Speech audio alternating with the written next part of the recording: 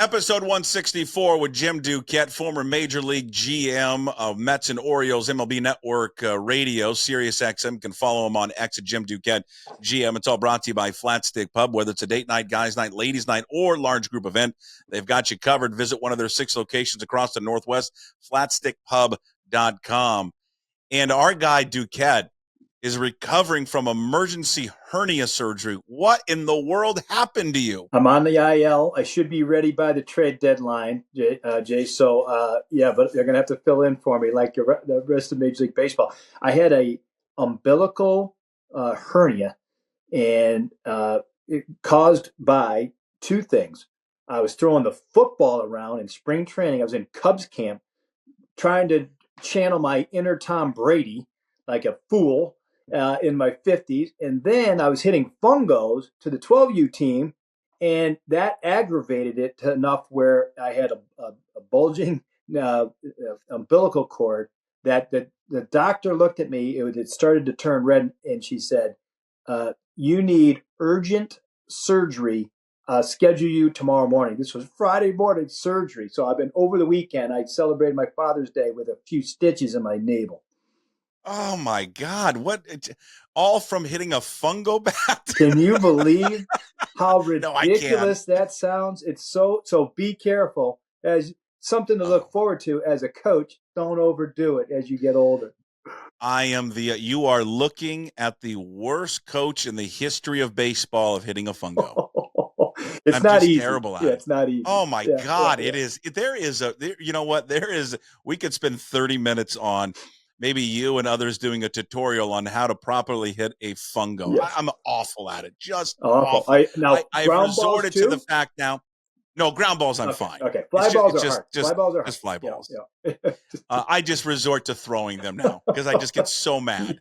Because half the time I'm line drive or I'm hitting underneath it and I'm fouling it back. Yeah. And then then the kids are on me. Strike 1. Yeah. Strike 2. And I'm like, you know what, you sons of bitches, here you go. I'm just gonna throw it at you. Yes. Everybody, I think, and I change all these bats. I've tried all different ones, and I just realized it's just me. Yeah. I'm an idiot. Well, I'm glad you've recovered. Did you have an okay Father's Day? Yeah. Father's Day was fine. Just laying low, watching baseball the way I like it. Watching some college baseball right now because we're in the middle of the College World Series. I don't follow college that much other than for the draft. But the college game, the first 4 games in Omaha were fantastic finishes. They had 3 walk-offs and another one that was a robbed home run that would have won the game as another walk-off. So it's been a great start. My co-host Mike Farron, he broadcasts a lot of these games for ESPN on ESPN Plus, and then they're on obviously the main channel too for ESPN. So if you're interested in college, they have really good setup here. Florida has one of the top 3 draft picks this year. Jack Caglianone. He's a 2-way player, hitter and pitcher. And he's pitching today for Florida against NC State, and it's coming up here pretty soon. So it would definitely be worth watching to get a sense of how good the draft will be, because he might even go number 1. I really love him as a hitter. What did we'll keep an eye out for that one. What do we learn? What do we learn about the M's from this Texas series sweeping the defending World Series champs? Well, I think it's a lot of this is the same story, right? When you look at how good the pitching has been, even with Wu going down. But I think the level of consistency you're starting to see with the offense, I like what I've seen out of them too. When Texas is undermanned at the moment, they've got a lot of guys that are injured on the IL, which is a theme across the league, with the exception of the Mariners. They don't have a ton of guys on the IL pitching wise, thankfully. You knock on wood there, but I feel like with this group now, like the lead is what, like 8 games. 8.5 games. That is a huge amount to have to overcome in a short period of time. We're obviously past the middle of June. We're getting close to July 1st, and it's hard to make up that many games because you don't play within the division as much. Obviously, you got 13 games instead of 19. So that those head-to-head matchups become more and more important. And I think that's what stood out to me was they took care of one of the teams in the division that's chasing them, they gave them some serious distance. Yeah, and they did it in their way. You look at this series with the three guys they had, Jim, with Castillo, Kirby, and Gilbert. 20 innings, they allowed 7 runs total. They had, I believe, it was 3 walks. Yeah, and they had 22 strikeouts. I mean, they bludgeoned them with their pitching staff. Yeah, and I think that in talking to Scott Service over the last month, I've talked to him twice on my show. He talks about the being on the attack, right? And that's the beauty that basically those numbers highlight that. But it's don't walk guys, let the defense catch the ball behind you. They have strikeout in their arsenal too. They've got multiple different pitches they can throw for strikes, and they've got the high end velocity too. So I think that they have a lot of different weapons to get outs, and they can go through a lineup a third time through, which a lot of the league is not doing. You're seeing a lot of 5 innings and out. You're seeing a lot of 18 batters faced or 19 batters faced and taking the starters out. When the starters for the Mariners go that deep, it really helps the bullpen too. Makes the bullpen look good overall because they have less innings to cover. It's an obvious baseball statement, but I think that has stood out to me too. Yeah, there you are. You get tantalized when you see what they were able to do against the Rangers, Jim. And it's funny because I think from a local standpoint, we tend, and you'll be shocked by this, people in because this is sports entertainment, like sports radio, right? We tend to focus sometimes too much on the negative. Yeah, always. Yeah, right. But I think locally, I think people here don't realize, and maybe, I think some do, but don't realize how good they are right now. Yeah. I mean, they've got the largest lead of anyone in baseball in their division. Now, in part because their division isn't good, but that pitching staff 1 through 5, I don't know. You tell me. 1 through 5, is there a better staff in baseball? I can't find one. I've been searching. I've been trying to figure out. Okay, the Phillies when they're healthy, are they similar? And I think you could argue that they're close. They have obviously Wheeler and Nola and Ranger Suarez, Christopher Sanchez, Taijuan Walker. When they're healthy, they've been very, very good, and their record kind of stands out too. Whether they 47 wins, they've got the best record right now in the sport. But I don't think that their guys, and they have 2 lefties, which I like as having balance. But Sanchez and Suarez are ground ball machines. They get the ground ball. You got to catch the ball behind them. They don't have the strikeouts necessarily that we see with the Mariners. So I think it's close, but I think that the Mariners are better than the Phillies in the rotation. Hey, let me ask you about that. They don't have a lefty. They traded a lefty away in Marco Gonzalez, and he wasn't a power pitcher anyways. Right. They draft, they all look kind of similar, right. Kind of big right-hand college kids. Yep. You think, is that just because it happens and those are the guys available? Do you think I guess the long-winded question here, what do they have against power left-hand pitchers? Do they have something against that? Or is it something that they favor the right-handed power pitcher? They definitely favor big framed starting pitchers if they're right or left, and this happens to be that the righties, lefties, there's not a ton of lefties. So if you're a good lefty that has a physical frame, you're going to go early. They've been picking a little bit later, but you can see there's a kid. I started laughing because I was watching the super regionals, and there's a kid at East Carolina. The last name is Yesavage. All right, it's Yesavage. Okay. What a great last name. Awesome name, right? And I'm watching him, and he's a righty. He's 6'5", I think. And he's throwing hard downhill. And I'm like, that's a Mariners pitcher right there. And my partner said the same thing. Like, oh, I can see the Mariners drafting him late first round. They have a prototype that they like for starting pitchers. It's worked for them. I think it's an aspect of why they're staying healthy too, is they have that physicality to them that can handle workloads and handle high-end velocity a little bit better. And I think, that plus the managing the workloads and all the other things that teams are trying to do, I think that they're physically capable of doing it. So I do think that they, whether they admit it or not, have found what they believe is the sliver of hope that, that their starters can stay healthy when everyone else's are not.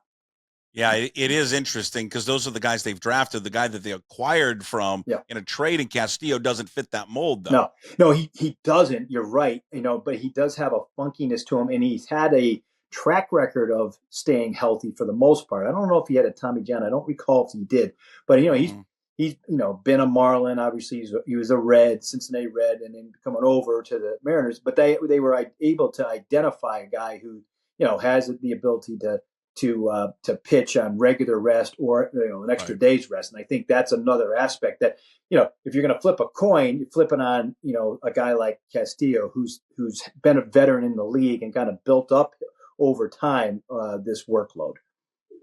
Tell me why Luis Robert Jr., he put on a show when he was here in Seattle with 3 home runs, I believe. Yeah. Why would Luis Robert Jr. be a good fit for many teams? Why would he fit in Seattle? Well, and do you think he's a player that they should make a priority to acquire? We've talked about Vlad, but we haven't spent too much time on Robert Jr. I do think he's a guy that they should look at and see if they can get him out of Chicago. I don't have, at least currently, I don't have an indication that the White Sox are willing to trade him. He's an impactful, when he's healthy, he's an impactful, middle of the lineup, more of a cleanup type of hitter. He's power. He can hit. He can defend too in the middle of the diamond, center field, and those are hard to come by. Right-handed power too. There's not a lot of right-handed power either. So I think he touches almost every box that you're looking for in Seattle. Problem is the White Sox got him on a fairly team-friendly deal. And I don't have his contract right in front of me, but it's a team-friendly deal, and they know it too. So it's going to require more in prospect capital to get him out of Chicago, even if they're willing to consider it. And I'm not so sure that they will. They are willing to consider a starting pitcher or two. They've got a couple guys like Paul DeYoung, who's playing shortstops, having kind of a rebound season. But right now, Eloy Jimenez, who's been hurt way too much, I wouldn't have as much interest there. But Robert, in particular, they're not at least willing to consider it at the moment. I think that will change as we get closer to the deadline. Is there a knock on him? But it's been mostly health, and when because I think other than that, there's maybe a little. I don't have a strikeout rate right in front of me, but there's been a decent amount of strikeout rate over a period of time too. But no, I mean, he really is one of the better players. He just has had a hard time staying healthy, but when he's healthy for a full season, he's an all-star. He's a two-way player. He defends and he hits. So, and right now, league wide, not only is batting average down, but the slug is down, and he's still, relatively. He still like his power doesn't go in slumps no matter what ballpark you bring him to. That's another fit for T-Mobile, obviously. That makes him perfect there, versus, going somewhere else where he maybe gets, the offense or the ballpark isn't as friendly. It doesn't matter what park he's in. It's kind of like a little bit like Jorge Soler with the Mariners or even Teoscar, but he makes better contact. He's a better hitter. They got Santos, Gregory Santos, their reliever, who they got in the offseason. He's close to returning. They no doubt will. We talk about Luis Robert Jr. We've talked about Vlad Guerrero. No doubt are going to add some more bullpen help. Can you give us some names that could be available? What bullpen arms could be available to Seattle? So I think there's a right-handed pitcher in Chicago right now, Michael Kopech, who's he's been dealing with health issues over his career. He's a guy that throws hard. They've used him in the closer role. I think he's a good setup guy. He's one guy that's going to be available right now in Miami. Tanner Scott, lefty. He was their closer last year. At the end, he really cut down on his walk rate. He had a slow start to his season this year where his walks were up, but overall he's back to where he was last year. He pounds the zone. High-end fastball, good breaking ball. Those are two right out of the gate that are going to be available. The harder part, too, and I talked to 3 more GMs in the last week, all of them are coming back saying, well, we don't know who else is going to be available. There's only 2 teams really open for business, Miami and the White Sox. You've got every team but the Marlins in the National League, a game and a half or so back in the third wild card. So that creates a whole new seller's market that, I think you're going to see, the closer we get, teams take advantage of. The teams who have actually capital to sell, they're going to take advantage of and hold out to the last minute. So I think the trade market in itself is going to be even more difficult than what we've seen recently, unless that pack of teams in the National League starts to clear up and we have more clear sellers. It's ridiculous. I think it's 6 teams in the National League are within a game and a half of a wild card spot. We don't see it so much in the American League. I think it's only Boston. Right. They're 3 games back of a wild card spot. But yeah, right. I mean, if there's that many teams, Jim, available still for a playoff spot, it's going to make them more unlikely to move, correct? Or do some of them just say, screw it, we don't think we got much anyway, so we'll deal? Yeah, well, I saw a team like Tampa is interesting to me. Team like Toronto, I think they're in, and I think they're all in. Unless they're like 10 back, they might sell. But Tampa's a team that, right now they're sitting there. I think they're 5 or 6 back. They've really had a hard time putting the things together. They always have arms. So I think Pete Fairbanks is a guy that I would absolutely have interest in. There's others too, but that's the one that comes to mind right away. Zach Eflin's a starting pitcher who's a sinker ball guy that, teams that I have interest in. But for Seattle, Fairbanks would absolutely be one guy at the high end. Houston's the other team. Right now they keep saying they're not selling. I believe them. The Angels, they'll sell. Estevez is a must-have, in the bullpen for sure. Maybe Matt Moore, the lefty. There's not a ton there. I guess the other reliever I can think of is in Oakland. It's not Moore. It's Ursig, the 7th, 8th inning guy. He's a converted third baseman that's now setting up. I don't know if you see him yet, but he has a nasty sinker. It's upper 90s, really hard slider. He had some health issues recently, but that guy, there's going to be a ton of interest in him. Because you have them under control for a couple of years too. So those are a couple of relievers that I think you'll hear their names here start to come out. Hey, real quickly, just touch a base on Jose Abreu, who they Houston released, who they paid a bunch of money to. I mean, this guy a few years ago was the MVP of the league. I mean, was it 2020, 2022? Yeah, it wasn't that long ago. Yeah. What the hell happened? What do you think happened? Just age. Just fell off a cliff? Yeah, age got to him. He's been one of those launch angle guys that since he's gotten there, and I think it was a bad sign there for Houston.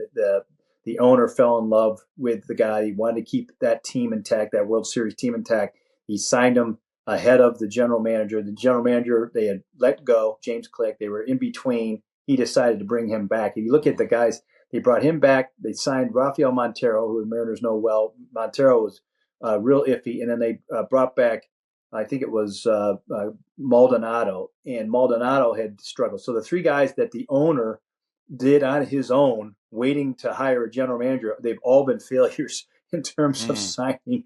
So, I think with Abreu, that's really what happened was age got him. He's 37, 38 years old. I don't think anybody's going to pick him up. I'd be very surprised. No.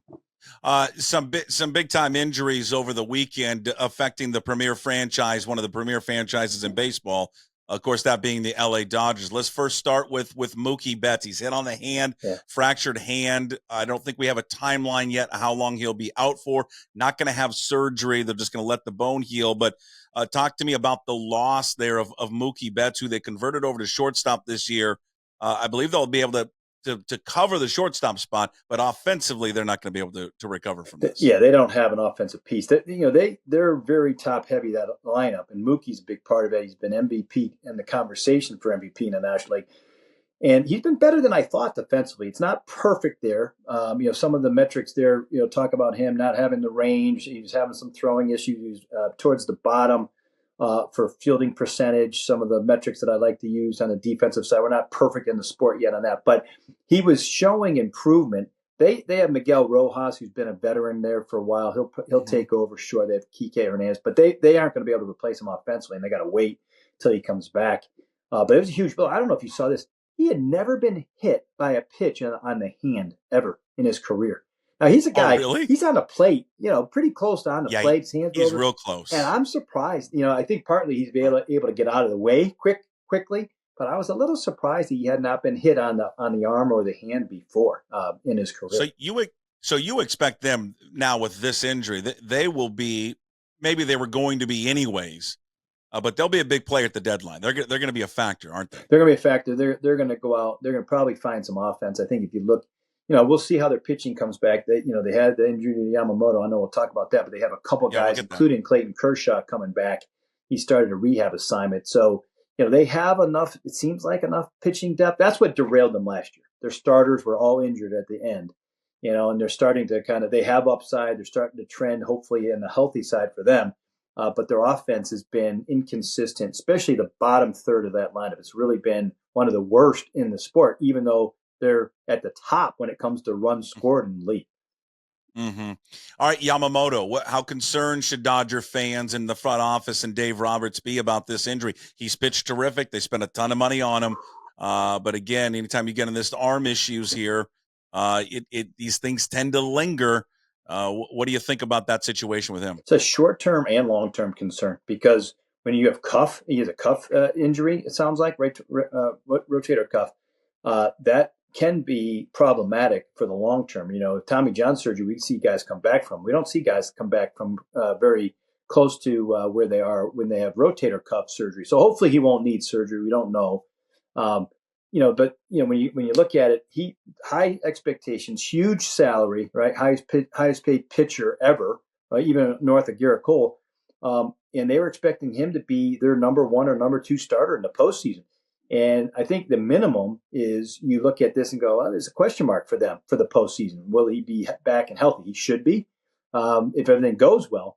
But some major concerns on that one, not only for this year, but what that might mean long term. So, I think they're being very conservative. When I saw I don't know if you saw the fastball velocity, he was 97, 98, 99 against the Yankees. It was like 95 the other day. And so it's a pretty big drop off, but it wasn't like it was 90.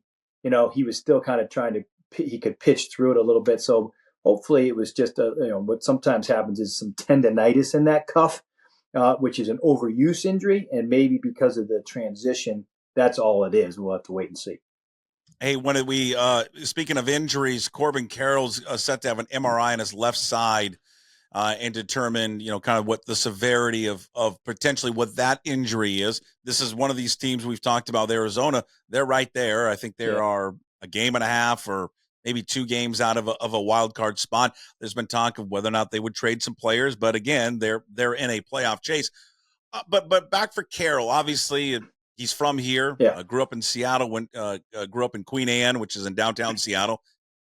What has caused him to have such a disappointing year? I mean, he's hitting .213.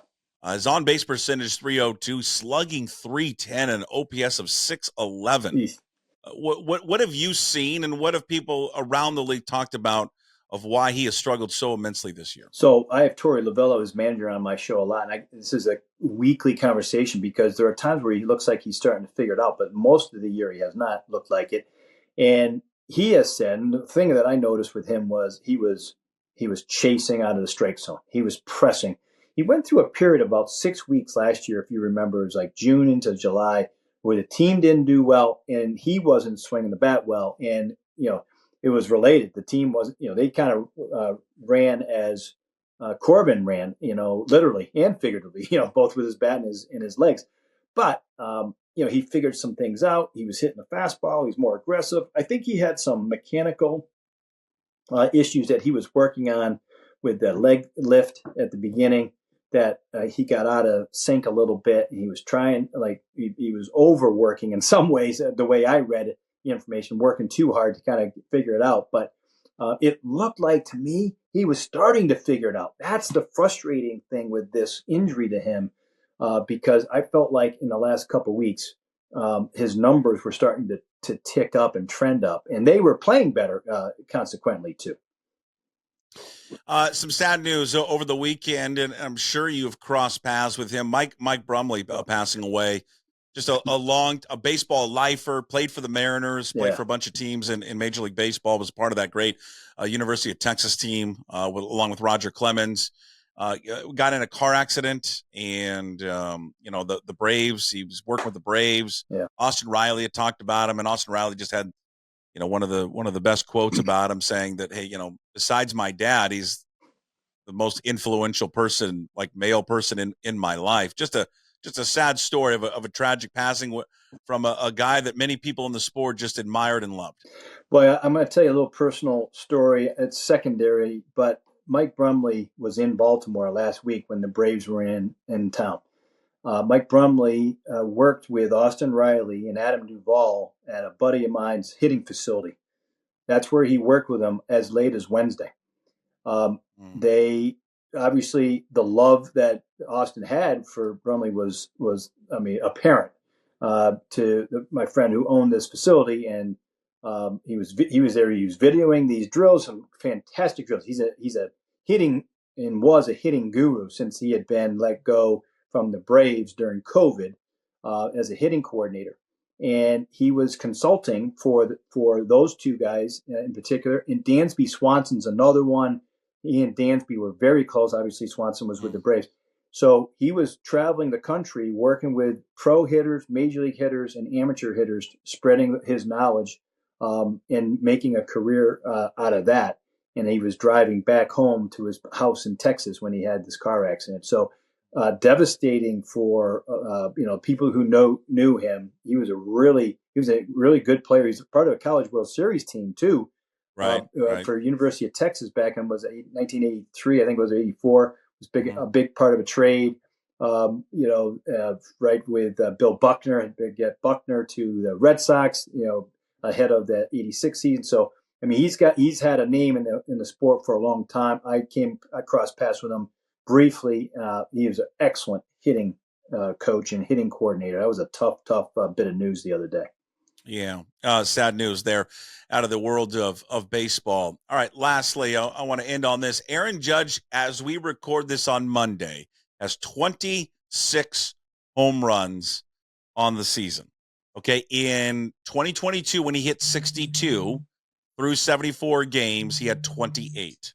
What do you think? Is he going to do it? Is he going to surpass 62? Well, I'll tell you the thing that the reason why I say yes to this. His last 38 games, he has 20 home runs. 20 home runs in 38 games, Jason. Can you believe that? I mean, he is on. No. This is the type of tear that he went on when he was MVP and he set the American League record. He got up to a really slow start there in April, but as long as he can stay healthy, I think he has a chance to break this, and it might be easy. Like, he is doing it so easily right now. He's on. I've never seen a tear. Like, I don't even think that year that he had a tear quite like this.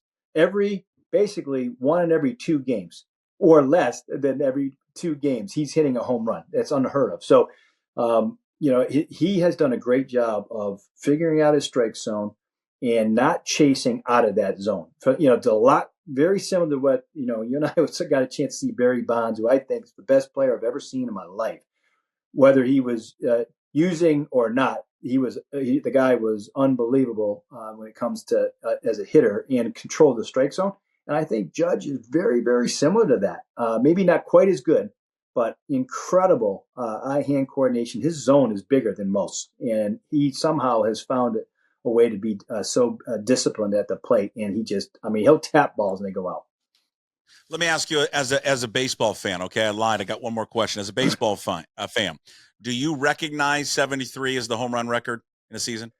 I do, because that's what it is in the sport, whether we like it or not. Whether we like that he broke Hank Aaron's overall record. Hank Aaron was my idol when I was growing up. That was the player that I most idolized and tried to emulate. When I was a kid, watching him and everything else.